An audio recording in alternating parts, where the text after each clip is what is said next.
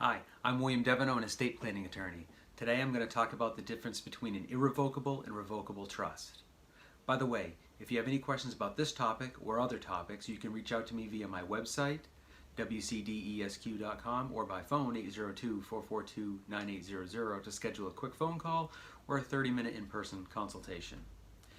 Before we start talking about these trusts, there's three basic definitions I kind of want to get out there. There's the person that creates the trust, there's the person that manages the trust, and there's the person or thing that receives from the trust. The person that makes the trust is the grantor, trustor, settlor. All these words mean the same thing.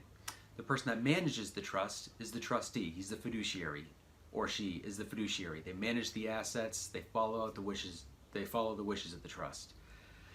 Finally, you have the beneficiary, and that's the charity or person that's getting stuff from the trust. So the trustor makes the trust, the trustee manages the trust, the beneficiary receives from the trust.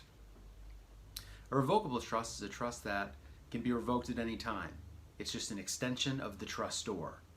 It can be amended, it can be changed, it can be just completely ended at any time. They can also put things in, take things out. It's very flexible because it's not irrevocable, it's revocable.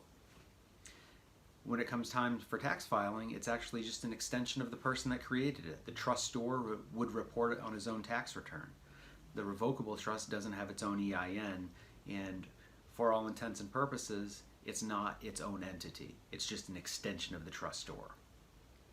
An irrevocable trust, on the other hand, cannot be revoked, it cannot be changed, it cannot be amended. It is basically what it is. The trustor creates it, and that is what it is. It is not an extension of the trustor. An irrevocable trust actually has its own EIN number, and it's even its own entity for all intents and purposes. It is a standalone person, kind of. It files its own tax return, has its own EIN, it still has a trustor that established it, it still has the trustee that manages it, and it still has the beneficiary. But the trustor can't just put things in and take things out. If it puts things in, the trustee has to allow it to come back out.